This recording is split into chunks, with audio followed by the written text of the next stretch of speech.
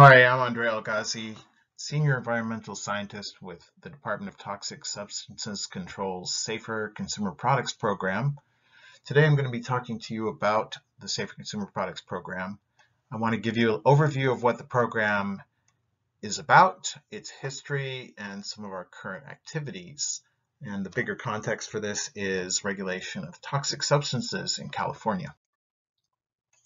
So the Safer Consumer Products Program has its origins in this book called Green Chemistry Theory and Practice by Paul Anastas and John Warner. It's a textbook for chemists and chemical engineers published back in 2000.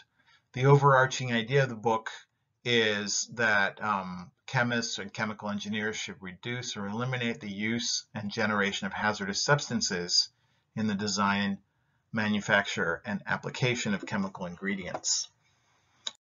The Safer Consumer Products Program came about in 2013, and the idea was to replace the chemical by chemical bans that the legislature had been enacting previously with a sort of holistic approach that considered life cycle trade-offs throughout the life cycle of the consumer product.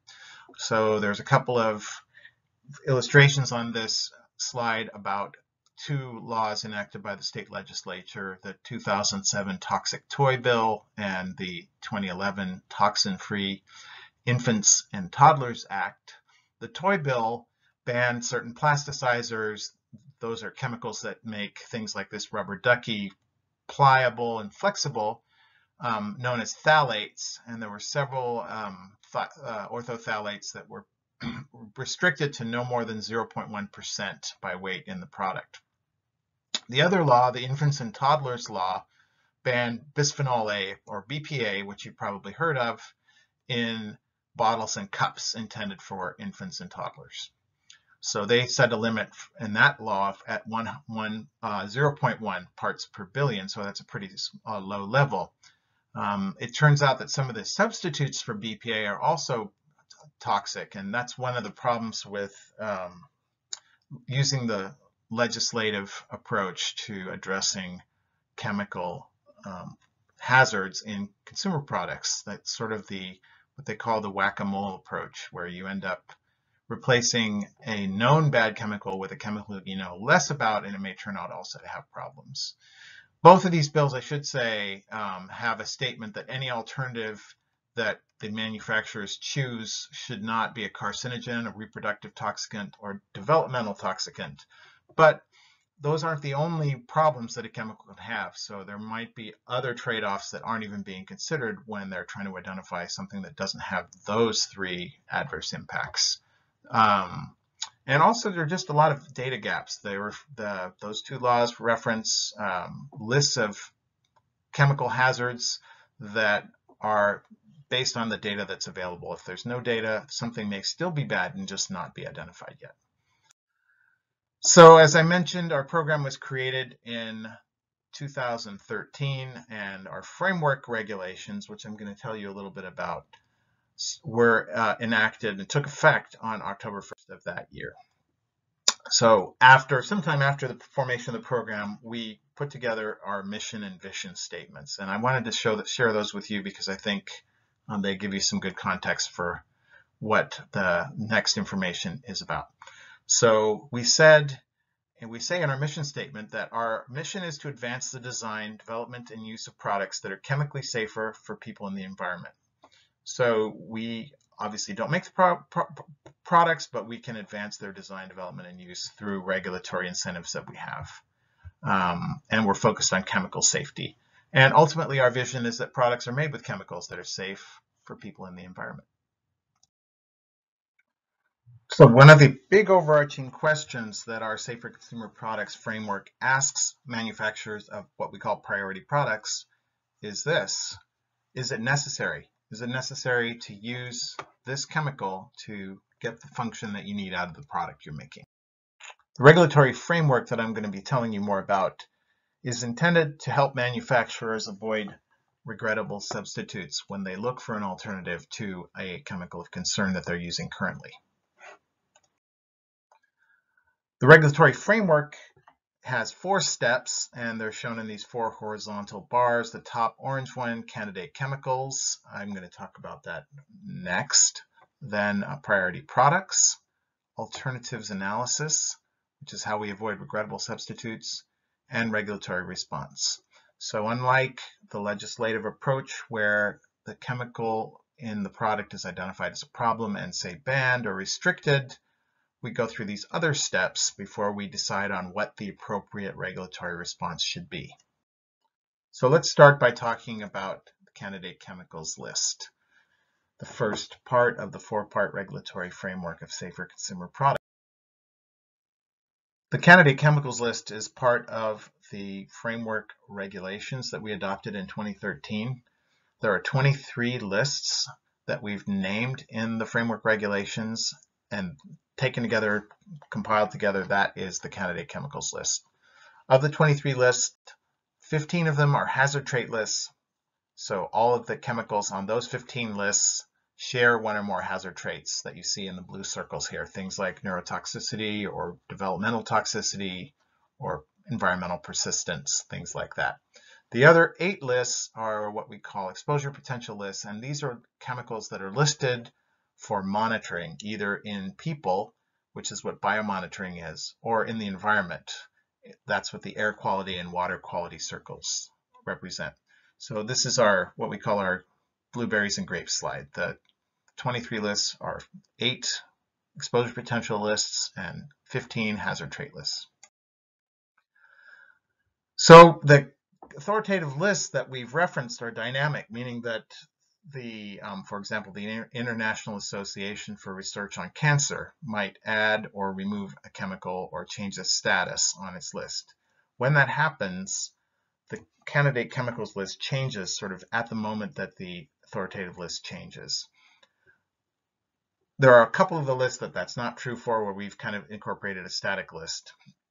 We also have the authority to add chemicals to the candidate chemicals list by adopting regulations. We could do that on our own initiative, or we could grant a petition from somebody to add or remove a chemical. We haven't done that in the 7 years the program's been around. So far, all of the chemicals on the list are because they were added by the authoritative bodies that maintain those 23 lists. And there are frequent changes, however, so we actually curate the informational candidate chemicals list that's on our website quarterly, and during the preceding quarter we're kind of keeping track of all the changes so that we can have a reasonably up-to-date list that's helpful to people who might be regulated by our program or are looking for alternatives and want to make sure they're not including a candidate chemical when they're formulating some product, say, for example. So the rationale for having a candidate chemicals list is sort of a multifaceted one. So one, it sends signals to the marketplace. So especially if we've named, say, building products in our work plan and told the world that we are planning to focus on building products during the 3-year period covered by one of our work plans, somebody in the building products business that is formulating or reformulating a product might choose to avoid candidate chemicals so that they don't become regulated. We actually were approached by an organization of industry called the Resilient Floor Covering Institute that, among other things, makes vinyl flooring. And when we issued our first work plan about 5 or 6 years ago, we had included building products, and we had mentioned that we were concerned about orthophthalates. So remember, we talked about the phthalate ban in children's toys in 2007. It's a commonly used plasticizer, and it was being used in vinyl flooring. And the representative from the Resilient Floor Covering Institute requested a meeting to tell us that he and his member companies had, on their own initiative, decided to stop using orthophthalates in their product, even though we hadn't yet regulated them. A second rationale for having a candidate chemicals list is to deter regrettable substitution. So when we do identify something as a chemical of concern in a priority product, manufacturers would likely not want to choose another chemical that's on the list to substitute for the one that we've regulated, because then again they're going to be captured in our regulatory framework. It also gives us some flexibility in what we're going to focus on in the future.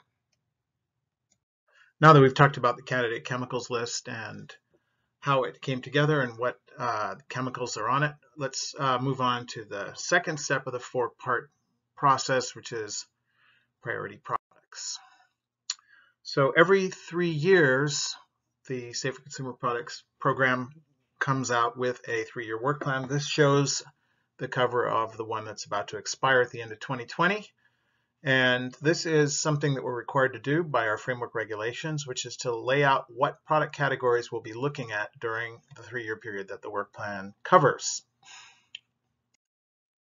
Currently, we have 7 product categories in the work plan, and they are beauty, personal care and hygiene products, household, school, workplace furnishings and decor, lead acid batteries like this car battery, cleaning products, building products and materials used in construction and renovation, consumable office, school, and business supplies, and food packaging.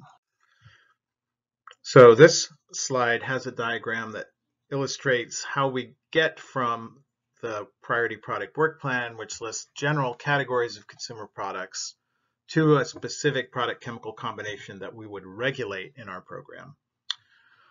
Every step of the decision process includes consulting with the public, and the public includes, regular people, activist groups, industry groups, non-governmental organizations, maybe they're environmental advocates, could be other government agencies, could be academic people maybe that are studying the chemical or the product or the exposure in a university.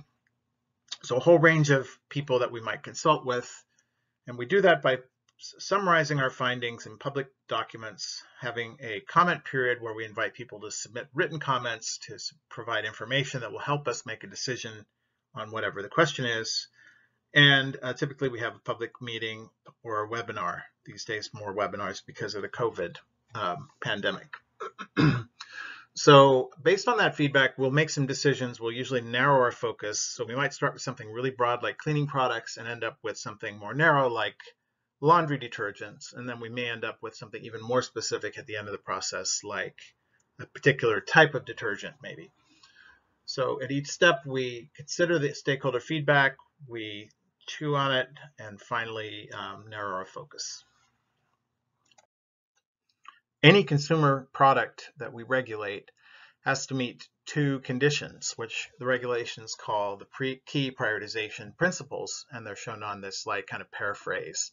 First, there has to be potential for the product to expose people or other organisms to one or more chemicals from the candidate chemicals list that we talked about a couple of minutes back. And secondly, there has to be potential for that exposure to cause harm either to human health or the environment. So as I was talking about on the earlier slide, we select priority products from within the categories in the work plan using stakeholder input. We can also add products to the priority product list based on a petition. So the regulation framework that we're working in has a petition process, and people can submit data and information to support adding something to the priority products list. In either case, whether it's our idea or somebody's petitioned us and we've granted the petition, we have to go through another regulatory adoption process to actually add the priority product to the list. That's a process where we put out our regulatory proposal, the reasons why we're doing it, and again, it's another public input process. So it takes up to a year from putting out the proposal before the regulation's adopted, and then there's an additional delay before the regulations actually take effect. So it might be 15 months from the initial proposal of a regulation before it actually takes effect. The petition process, I'll talk a little bit more about later on because we actually have received some petitions and we're currently reviewing one of them to add a priority product to the priority product list. So the program, as I mentioned, was formed in 2013, and the next year, 2014, we proposed our first priority products, and the first one was children's foam padded sleeping products with 2 flame retardants, TDCPP or TCEP. These 2 chemicals are flame retardants, and they're added to polyurethane foam to resist flame, and they can actually be released from the product into household dust. In the past, these chemicals and others like them were added to polyurethane foam to comply with flame retardancy requirements under a document that was called TB 117, Technical Bulletin 117, which was state fire marshal standard to prevent fires from people smoking in bed predominantly. The chemicals that are released from the foam, the flame retardant chemicals, including TDCPP and TCEP, are released into dust primarily. And exposure is usually either by one of two routes, by breathing in the dust or by ingesting the dust. These two chemicals are associated with cancer, developmental toxicity, and reproductive toxicity. They never were added on purpose to the foam for the children's foam padded sleeping products. They were required in foam for things like mattresses and upholstered furniture, and the foam suppliers were the same ones that provided foam for these children's products. They've now since been phased out, so some of the other steps in the process that I'm going to talk about don't really apply to this product category, because at the time we listed it as a priority product, that kind of may have been the final nail in the coffin of these chemicals in these types of products. Their manufacturers chose to just remove them rather than to go through the rest of the regulatory process. So the second priority product that we first proposed in 2014 was spray polyurethane foam systems with a chemical called methylene diisocyanate, or MDI. This is a product that comes in two liquid containers that are combined in a heated nozzle and sprayed out. So you can see this worker here is applying spray polyurethane foam insulation between the framing of this house or this building.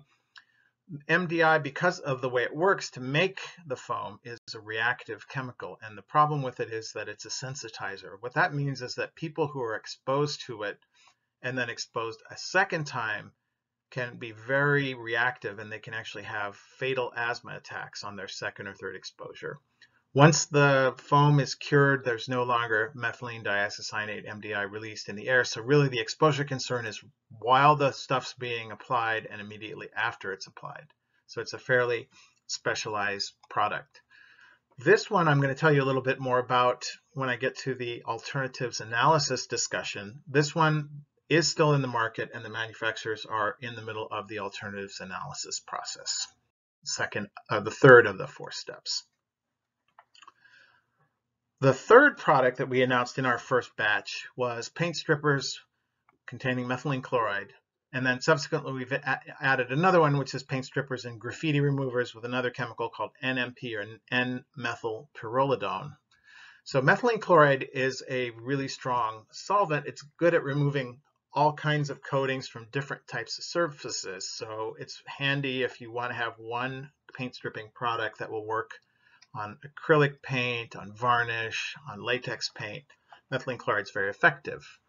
It is also volatile, meaning that it releases vapors into the air, and if you are working in a confined space with methylene chloride, those vapors can concentrate and be very dangerous. So acute exposure to methylene chloride can cause cancer. That would be sort of the longer term health risk of using products with methylene chloride. The more immediate concern is that acute doses, at high doses of this chemical, for example, if somebody were stripping an article in an enclosed room without good ventilation, is that it's acutely toxic and it can cause death, and it actually has caused death. So people using methylene chloride paint strippers to refinish bathtubs, for example, have died from being exposed to concentrated methylene chloride vapors, and as well people stripping wood items. This one also is in the alternatives analysis process. It looks like one or both of the chemicals will actually end up being phased out. The other one, NMP, N-Methyl Pyrrolidone, is not yet on the priority products list. We're still working on adopting regulations. It's an alternative, and it has some other toxic effects. Mainly it's absorbed dermally, and it's a developmental toxicant. So The thing that's different about N-Methyl Pyrrolidone is it doesn't have good warning properties, meaning like unlike methylene chloride, you don't really smell it, you don't really necessarily notice that you're being exposed. The fourth priority product that we've proposed, and we're now just finalizing the regulations to add it to our priority product list, is carpets and rugs with perfluoro and polyfluoroalkyl substances, or PFASs. This is a group of several thousand chemicals, up to 6,000 or 7,000 maybe, that are defined by the fact that they have carbon atoms with 2 fluorines attached. At least one carbon atom in the molecule has two fluorine atoms instead of hydrogen atoms. This is a group of chemicals that is man-made and it has a lot of useful properties. Teflon is a PFAS chemical, and these carpets are typically treated with a polymer, meaning a long molecule backbone that has side chains that are PFAS. And those side chains can break off during the use of the carpet or when it's disposed of in a landfill and release the side chains into the environment. PFASs, once they break down to a certain extent, they stop breaking down, and what they call the terminal degradation products, the final thing that they break down into, is almost infinitely persistent. There's no natural process to break them down in the environment. They also move around in the environment. They can be transported in air and water, and they've been detected in our food supply, in our water, in human fat, and the adipose tissues collected from animals at the very remotest corners of the world. There are a number of adverse impacts that are connected with exposure to members of the PFAS class, including suppression of the immune system, something called dyslipidemia, which is elevated lipids in the blood, things like cholesterol and triglycerides. Some exposures can be linked with impairment of kidney function and delayed first occurrence of menstruation in women and girls. We're currently finalizing the regulations. We plan to file them with the Office of Administrative Law, which is where regulations go when they're about to be adopted. And we expect that this fourth priority product will be effective on April 1st of next year. The next priority product in the queue that we're going to be adding is a group of laundry detergents that contain surfactants known as nonylphenol ethoxylates. Surfactants are the cleaning agents in detergents. Nonylphenol ethoxylates can break down into another group of chemicals called nonylphenols in the wastewater treatment plant, and those are even more toxic.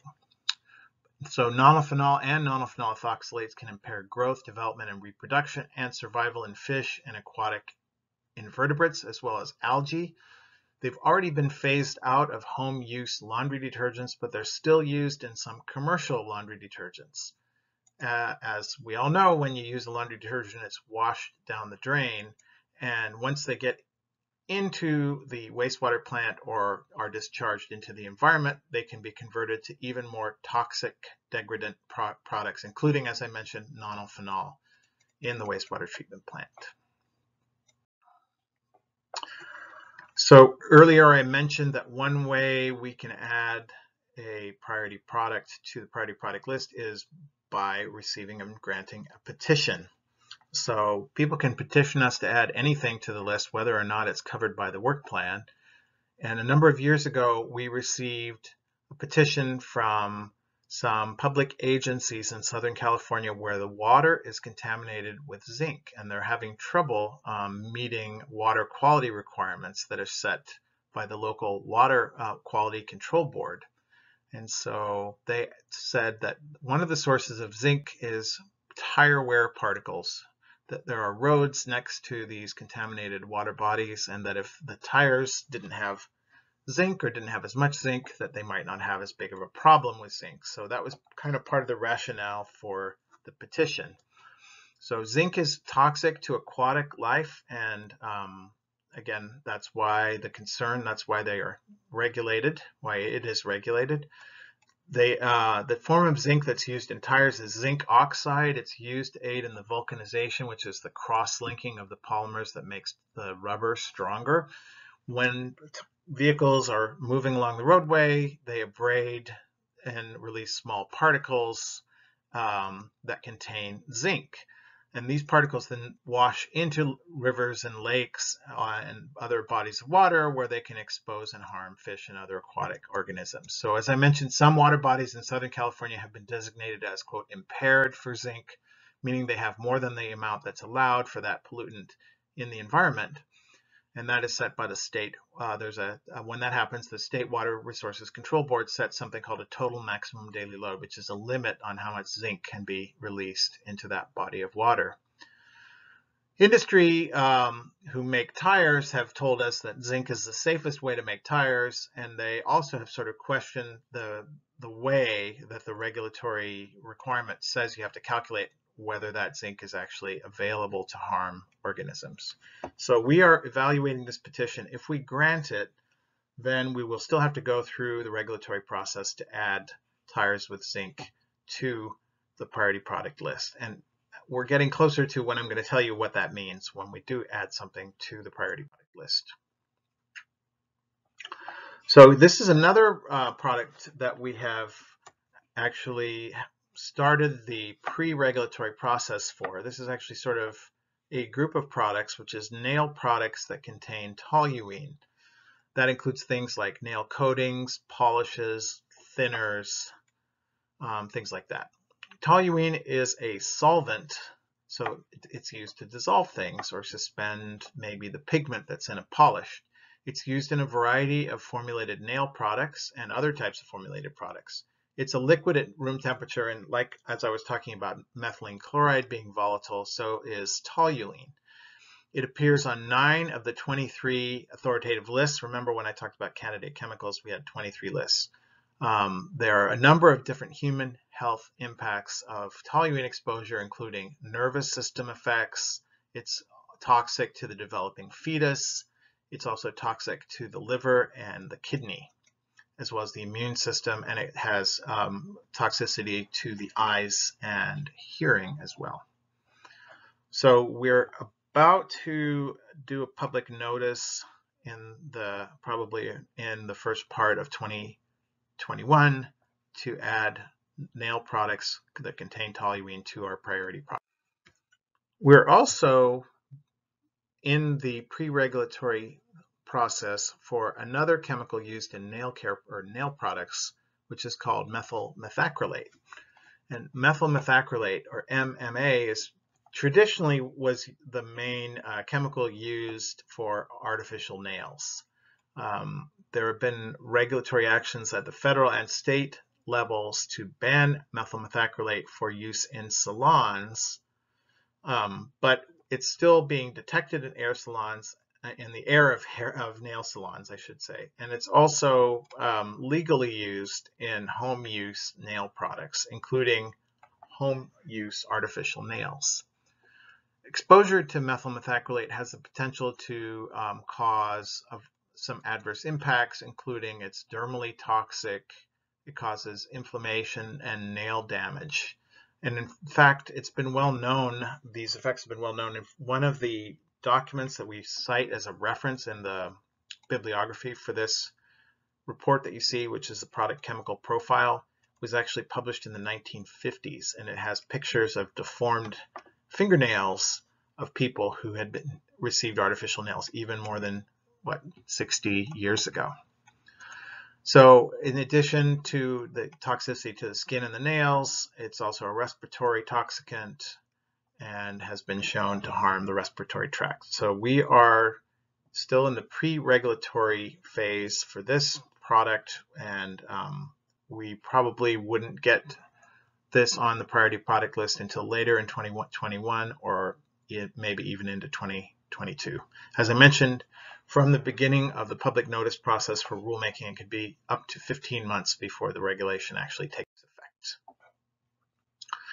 So I'm going to tell you about some other things that we've been looking at over the last couple of years in the Safer Consumer Products program that are maybe not quite as far along as the ones that we've just been talking about.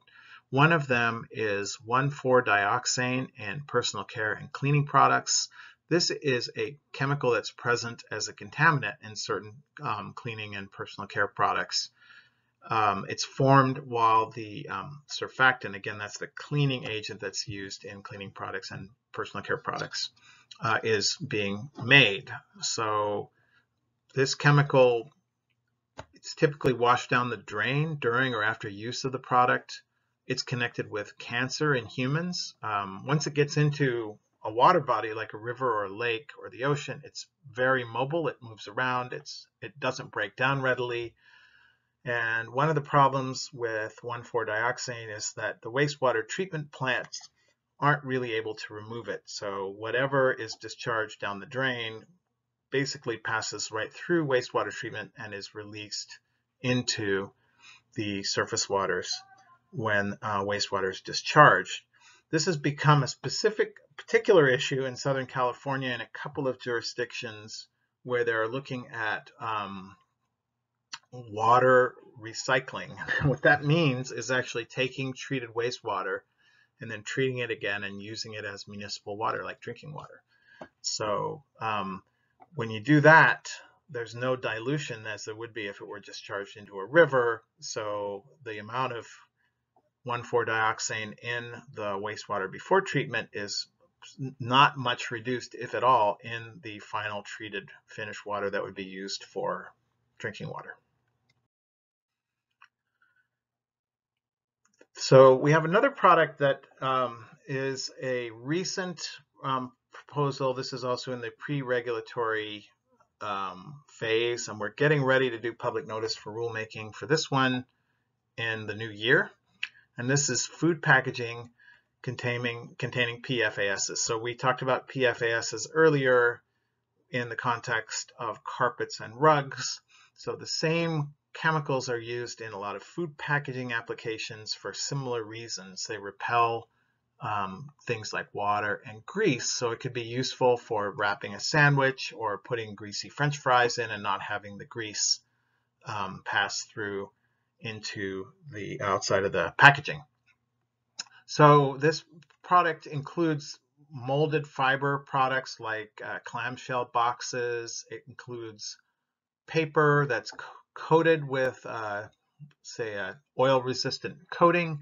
It also includes paperboard, so things like maybe a clamshell box that might have a hamburger in it or something like that.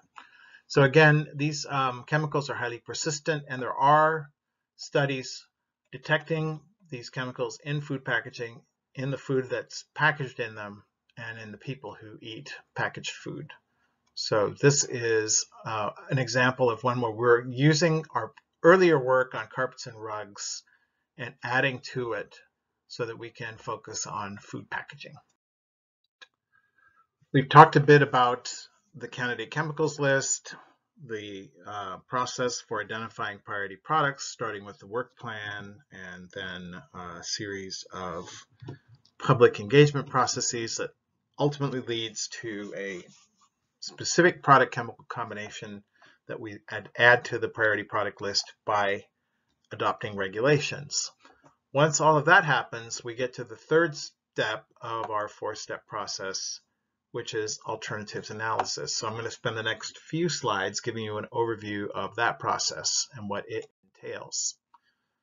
So the big questions in the framework of the Safer Consumer Products program is it necessary to use this chemical? So we've identified a chemical of concern, and we want the people who make the product and formulate the product to think about whether they need this chemical to meet the functional requirements of the product, like whether it's removing paint or insulating a building or whatever the functional requirements are. Secondly, is it necessary to meet the performance requirements of the product? And thirdly, is it necessary for some legal reason, like food safety or some other reason? Is the second question sort of, if it is necessary or something like it, is that the function is necessary, is there a safer alternative that can meet those requirements? And if you do find the safer alternative, are you avoiding regrettable substitutes? So we kind of I think I talked earlier about that idea, which is in a lot of the cases of legislative bans, a chemical might be restricted or banned based on a problem that's cropped up, but the legislature or whoever is instituting the ban may not have thought through what the alternative might be and what other problems that alternative might have. So our process requires that those considerations be thought about too. So the key thing about the alternatives analysis process in our regulatory framework is that it's the responsibility of the manufacturer of the product to actually do the analysis. So they actually lay out what the requirements of the product are, what alternative they're considering, what the trade-offs are as far as both cost, performance, and environmental and public health impacts, things like that. And like the other steps in our process, it's a public process that involves public comment. So we actually will put the draft documents on our Cal Safer portal and invite people to submit comments, and we make decisions to approve the documents based on our own evaluation, and we also consider public comment. However, given that a lot of the information that manufacturers would be submitting as part of their alternatives analysis may be confidential business information or trade secret information about their formulation, we do protect that information. We don't post that on our website, so we would redact it or black it out. And kind of another important point is that we want the manufacturer to look at the whole life cycle of the product, not just the use phase. So for example, if a manufacturer is looking at methylene chloride paint strippers and evaluating alternatives, it may be that the reason why we identified those paint strippers as a priority product was because of the acute effects of being exposed to methylene chloride while you're using the product.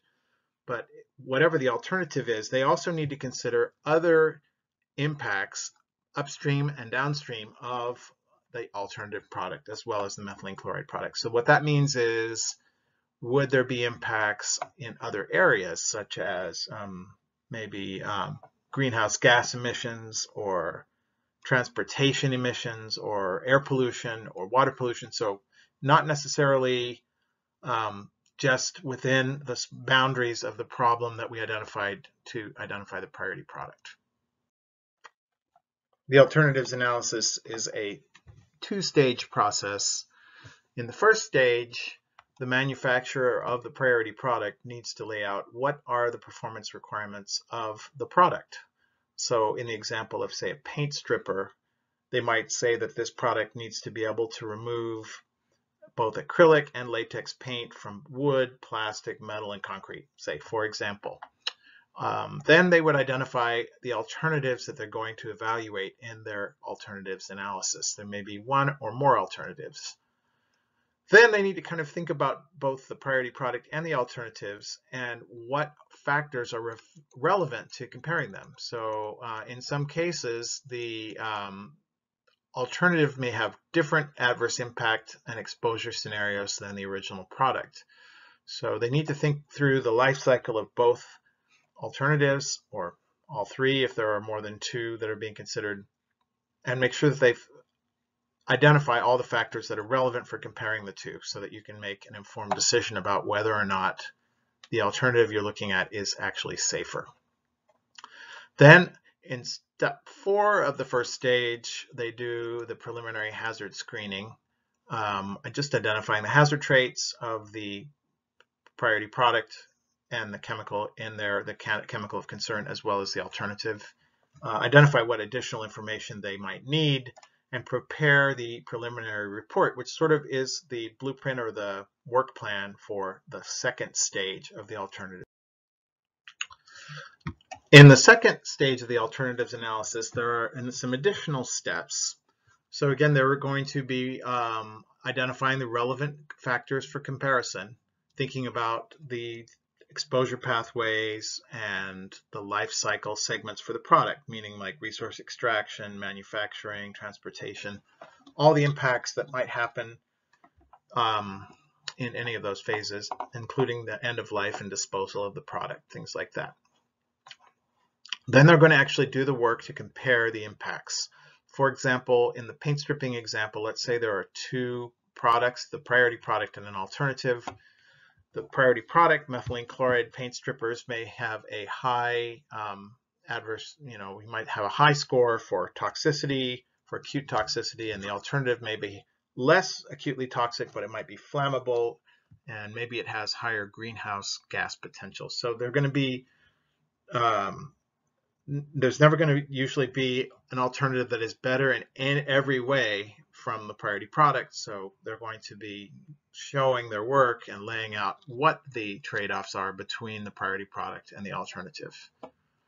Again, they look for whatever additional information they might need, and then they decide whether or not the original priority product or the alternative is safer based on their work.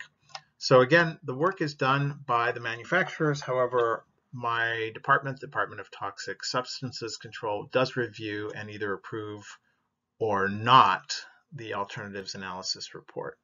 Once the final alternatives analysis report is complete and has been submitted for public comment, and the public comments have been considered, it is finalized, and then we move on to the regulatory response, which I'll talk about in a moment. I talked a little bit about the life cycle impacts of the priority product and the alternative. This graphic shows a generic life cycle for a consumer product that starts with raw materials extraction. In this case, there are a couple of trees. Maybe it might be a wooden product. Then those raw materials are processed in some way, and maybe wood is made into paper, for example. There might be manufacturing. Let's say it's a paper wrap for food packaging. The product may be packaged and transported and used and ultimately discarded or recycled. And at any point in that cycle of the life cycle of the product, there can be releases, consumption of materials, generation of waste, consumption of energy. All of those things are potential adverse impacts. And our framework asks the manufacturers to look at all of those and think about them as they do their alternatives analysis. The alternatives analysis framework in our regulations is a multi-dimensional decision-making framework. It considers a whole range of factors in deciding whether or not another alternative product is safer and meets the requirements of the performance of the product. So things like cost, performance, what kinds of exposures to chemicals occur, when in the life cycle stage of the product those exposures occur, what the hazards of the chemical are, what the functions of the chemical are. So all of those weigh into the alternatives analysis and the ultimate determination about whether or not alternative A is a safer alternative to the priority product. Over the past number of years, several frameworks for doing alternatives assessment have been published.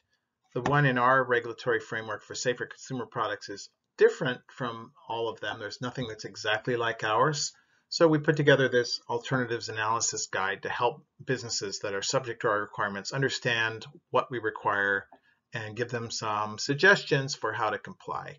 So far, we've only had 2 products actually reach the alternatives analysis phase, and both companies or both groups of companies actually hired the same consultant to do the alternatives analysis.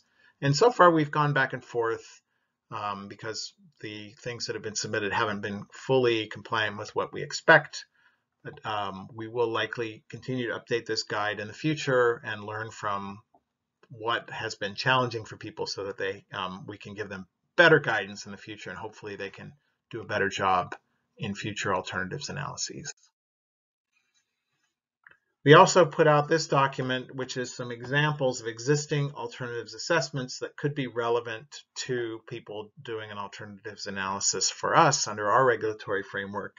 As I mentioned, the other frameworks aren't exactly like the one in our regulations, but there are a lot of elements that are very applicable to what we ask people to do. And so we've tried to assemble an assortment of different alternatives assessments that will be useful to people. So we use the term responsible entity to refer to the person who has to do an alternatives analysis. And really, it's usually going to be the manufacturer of a priority product. We've provided a template to help the manufacturers or their contractors prepare the alternatives analysis. So in addition to the examples in the guide, we also have this template to help people. We're trying to make it as easy as we can to prepare and submit a compliant alternatives analysis report. But it isn't a small task. It's hard, and typically they have to invest some money with their consultants to actually do a good job. So as I mentioned, we've only received alternatives analyses documents for 2 products so far. I mentioned that the first priority product, the children's foam padded sleeping products, the manufacturers have opted to stop selling those products with those 2 flame retardants that we had identified as chemicals of concern rather than go through this process. So the other 2 are both in the alternatives analysis process. For the spray polyurethane foam system, we received the first alternatives analysis report in August of last year. It was an abridged report. I didn't really talk about what that is, but that's when they determined there's not a functionally acceptable, technically feasible alternative to, in this case, the methylene diisocyanate. We, after going back and forth with the manufacturers, all of the manufacturers of this product put their lots in together and submitted a single report as a consortium. We issued a notice of deficiency back in June and asked the consortium to resubmit their report to address the deficiencies. They have done that, and we are currently reviewing the resubmitted report, and we'll be making a determination about that. The second product category is paint strippers with methylene chloride. Again, there was a consortium alternatives analysis. In this case, they did the first stage, or the preliminary alternatives analysis report. This one association submitted on behalf of 5 manufacturers. About a year ago, we found we issued a notice of deficiency, and subsequently, we've been told by the manufacturers that they're just going to stop making methylene chloride paint strippers. So we don't expect this process to continue for the methylene chloride paint strippers. So that's a nutshell description of our alternatives analysis process. So again, the idea is to identify the requirements of the product, identify what alternative you're going to be analyzing, and then identifying all the relevant factors that should be compared between the priority product and the alternative. It goes through a public process before being finalized. And then we get to the final stage response. So the regulatory response, it's important to point out, is specific to each manufacturer. So when we name something as a priority product, each manufacturer individually is required or responsible for doing the alternatives analysis.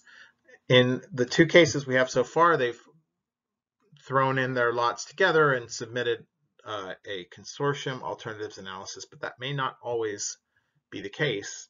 So every regulatory response is specific to a manufacturer, specific to an alternatives analysis report. So it could be that one manufacturer finds there aren't any alternatives, and another one identifies an alternative and compares it and finds that it's safer or not safer.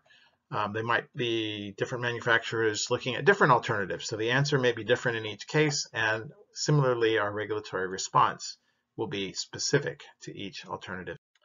The framework regulations give us 6 options for what regulatory responses we could impose. So again, this is specific to what's in the alternatives analysis that's been submitted by a specific manufacturer.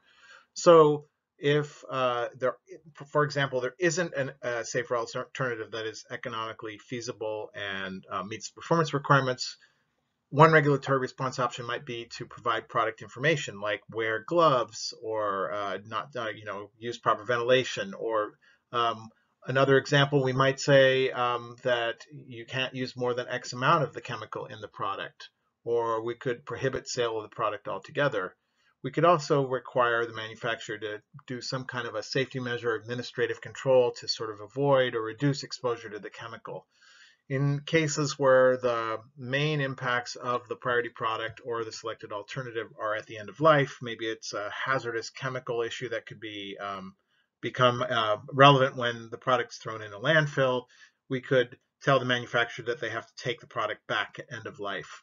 And then the other last option here, advancement of green chemistry and green engineering, we can actually ask a manufacturer to do research to try to make safer alternatives more feasible or more cost effective or less expensive, for example. So we could impose any of these requirements specific to what the findings of the alternatives analysis are. We have a portal that you see on this slide, the CalSafer Information Management System. We use this for all of our communication with our public stakeholders. That includes when we have a public comment period on a proposed regulation, on our work plan, on a pre-regulatory technical document for a priority product, for alternatives analysis, for petitions. All of that can be found on this web portal, calsafer.dtsc.ca.gov. As well, we have the informational candidate chemicals list. So I mentioned to you early in this presentation that we curate the informational candidate chemicals list, and every quarter we update it with all the changes that have been made to the lists that make it up. And so CalSafer is also a home for that. So if you're interested in our program and would just like to poke around, you can actually see what is open for public comment right now. You can browse through all the comments and submittals we've ever received on anything. And it's just the one-stop shop for the Safer Consumer Products program. So I want to thank you for your attention during this 50 minutes or so. If you did want to chat or had any questions, here's my contact information. You can also look at our website, dtsc.ca.gov/scp. Thanks very much.